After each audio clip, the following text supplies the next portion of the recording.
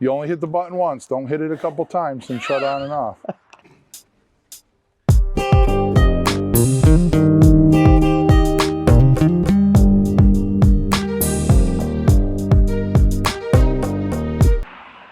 I'm Aaron Jones, Big Dog Construction, and I'm here today to meet Steve Baczek at one of his projects. This is the New Age Estate project, and we're gonna take a little walk around the outside. We're gonna go upstairs, we're gonna go downstairs, and we're gonna tour the main floor. And here's just a little quick glimpse of some of the things we're gonna be looking at. Extremely well done, woven cedar shingle details, water table flashing, classic timeless trim. Anyways, let's go find Steve. Hey, what's up, Aaron? Hey, Steve, how's it going? Glad to have you down here. So, down here, New Age Estate, Howell Custom Building Group, doing a beautiful job. We have the guys from Andover Landscape doing their thing. I can see we got it started here. We got a bunch of cobblestones. We got some driveway going in there, a little head path to a parking space here. So, but I mean, it's kind of a traditional house. Wood shingles. These are all triple glazed windows that we source through European Architectural Supply. All of the trim is the Modern Mills. Well, so it's all rice hull stuff. it may appear traditional, but I would argue to the trained eye, there's a lot of stuff going on here. Yeah. You got some really clean lines happening here that I know as a framer, as a carpenter and a framer, I appreciate. And I think you may have done a little extra work to make this then we can go take a little walk down here, and I'll explain one of the harder parts, because it was a little bit of a challenge to figure out here. And but yeah, a lot of stone going in. But I think the landscaping is going to be really cool when you're done. Landscaper, but that's kind of why we called it the New Age Estate. It's like, it's a nice house that's made to look pretty traditional for New England, but like you said, if you start peeling back the layers, you'll understand the wall and the windows and everything is somewhat not as traditional as it may appear. So it is a, for lack of a better term, high performance house. I mean, I would guess that we're just under passive house if we were looking for a way to rate it. It's certainly going to be zero energy, and we have a bunch of battery storage. You'll see it on the back side. But as far as roof lines, so next to that dormer, we have a 7. It breaks to a 5. The 5 runs across the roof, so we had to make that break hit the corner. And then that 5 has to carry across, but it has to be the soffit of the house, as well as it dives in 3 inches and becomes the soffit on that beam. And then as it comes across, it crashes into a 10 there, but the 5 remains on the little apron there. And we wanted to maintain the same soffit dimension through that whole Z. So yeah, it sounds simple like this, and that, but that's only because I spent hours figuring out how to get all the fascias, the soffits, and everything aligning there. So as a carpenter, I truly appreciate this, because this is what happens when I have to deal with some of these things. Yeah. It goes from whoever drew the design to the truss person. The truss person gets it a little better than the design. And then when we get to this, I've got a great big ball of twine out trying to find out just where I can pull what elevation in or out so that everything will line up crisp like that. So kudos to you for looking after the building. It's all the little things, right? Like I'm not trying to beat up on framers, but talking over with Brian, who's the head guy out here, I told him I would figure it out, because you might be able to figure out how to align this fascia to that fascia to the 10 fascia to that. But how do you maintain the soffit width through here? How do we ensure that the 7 and the 5 break on that corner? So you might be able to solve for 1 out of the 4 or 5 parameters, but solving 5 for 5, someone's really got to take the time to figure this out. To be honest, usually I only get 4 out of 5. I've never gotten 5 well, out of 5. that's the thing. That's what I'm saying. Like, you're going to get over to here and go, damn it, the soffit needs to be 2 inches wider here. And then it, nobody probably would notice, but Brian doesn't accept a guess. So everything there is, when we draw it, it's to within a 16th. So it's, anyways. Either way, it's something I really appreciate and I enjoy looking at. So. And down here, we're gonna have board and bat in here, and then that'll get all trimmed out in the porch. Brian, for the young carpenters potentially watching this, and you'll appreciate this, Brian is masterful at scheduling and sequencing in such that, we did a large house, a barn, and a pool house. He brought the project in like 3 or 4 months ahead of schedule, under budget. That's pretty much what he does, because he is really, really good at it. So I asked him the other day, I said, hey, my board and batten up yet? And he goes, no, I'm waiting. I'm like, what the hell are you waiting on, right? So he said, well, the flooring's coming, and when we put the flooring in, we're not going to be able to go inside anywhere. So I'm saving all of this porch work because I'm going to need some place for my guys to go for a week. So we'll put them out here. So it's not that we're necessarily waiting on material or we don't know what's going on here. We know exactly what's going on. This is kind of, let's jump outside and do all this work while the flooring guy is finishing the floor inside. And that's super smart, because Brian's still on site. So if the flooring guy's got questions or runs into a problem, he's not 40 miles that way. He's right here. Solving the problem today is sometimes extraordinarily valuable. Yeah. And I'd argue that's how he's doing things on budget and well, that's what I'm saying. He has, when we started this project last, what did we start? Like last November, October, when we poured the foundation. He's already thinking about like where the general schedule is, where I'm going to do certain things. Because sometimes he does some things, I'm like, really? We're going to start that now? And he's like, yeah, well, I want to get these guys in because I have these guys here. And if they have needed some blocking or a couple things moved, I can have these guys jump over. But he is extremely efficient, knowing that I don't have to send these guys away and then figure out how to get them back here. It's like I keep my guys here and I keep them working. It's important. And sometimes you just got to work with your subs. Yeah.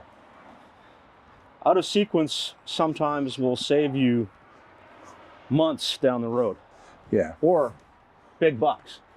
So, but as you can see, this is all Maybach. This is all, they're a white cedar, Atlantic white cedar shingle. These all come pre-finished. So they got nailed up and haven't been touched since. We have our modern mills there. Brian put a little cap on it there. This is all modern mills. They made up all of the sills and such. And they do a really good job of paying attention to the details. Like, let's not push the sill up against the weeps. Let's actually have space for the weeps to, to actually do their job. And they have the kerf underneath here. They do a really good job maintaining that reveal, stitching the corners here, weaving those all up. So, yeah. And the water table is such a classic detail. The water tables are a very classic finish to this. And we're not going to jump under there, but yes, there is a piece of modern mills. It's fully closed and trimmed and painted underneath. So, dirty part of the yard, everybody needs a home for this stuff. So every house has a dirty wall. Every house has has a wall. dirty wall. So we have that. The side yard here is pretty much that. The real yard for these people is in the back here, where we saved in a existing pool. We have a little window well here with drainage, and this is made so that it's for his office to give real windows, but it's also, should they ever sell the house, there's a bathroom outside, certainly storage in there, but you could call this an extra bedroom if you wanted to, now that it has, the real egress. Thinking about the future proofing. I like it. Yeah. So everything you see here, the pool and trellis and stuff, this was all part of the old house. So we tore down a house that was literally about 3 feet off of the deck, and then we built this. So this is gonna obviously have some stairs. There's a few stairs that'll cascade down. They'll catch this deck, or the pool deck. We'll have a single handrail in the middle. We do have some side rails there, even though they're not required. We are going to put them in. The homeowner just wants some visual boundaries. That's fair. To the project. We're all set up for our outdoor TV and everything. So, like I said, we tore a house down. This house is such that the screen and porch is perfectly centered on the fireplace. So when you're sitting out here, you can appreciate that. We have the pool, we have the hot tub. You know, one of the other things that I wanted to point out, when you look up at the ceiling here, Brian, they had basically, I don't know if you'd call it a story pole, but it's basically a horizontal pole where he knew where each one of these cracks or these lines were going to be, the nickel gaps. So when you look at that, you understand every light, it either is dead center of a board or it is centered on one of those cracks. Very cool. I'm wondering if that's part of his storyboard right there on the staging. Oh, no, they had a a long board set up on the horses. Okay. Where they laid out the whole ceiling. So he knew where every light outlet was going to go. But, that's another thing. It's like when you're working with people that, understand that kind of stuff, you can walk in here and you can really appreciate how all of that stuff is perfectly centered.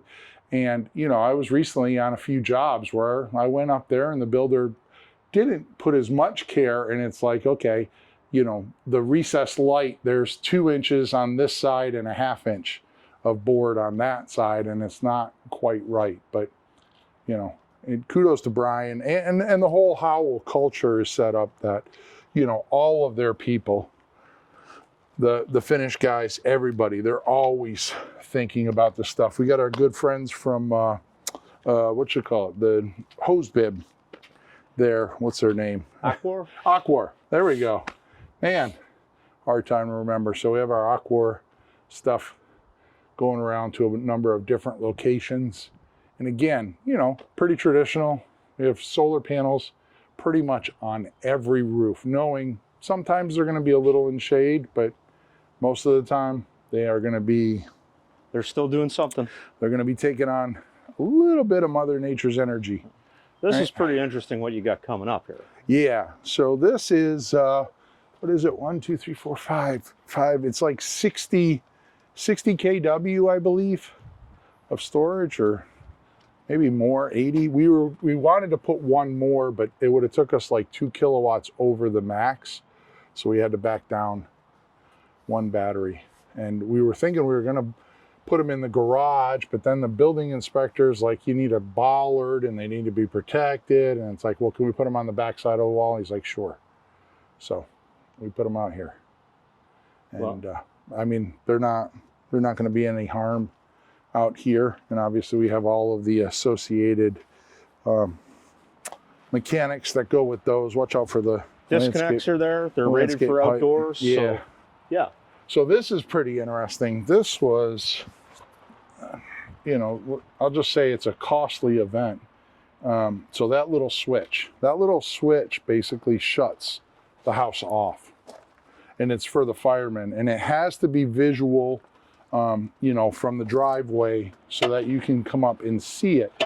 But the interesting thing about that is it's like the stuff from the battery that has to go over to that main panel and become part of the switching off and then come back, so that when you hit it, you're not cutting the service off at the street, you're also cutting the banked power that we have in the batteries here. So it's, so you want to mess with these people, you just come over here at night and hit that button, shut the place down. Practical jokes. Practical jokes. 3-car garage, not a whole lot of magic here. We got some AZEK exteriors going on there.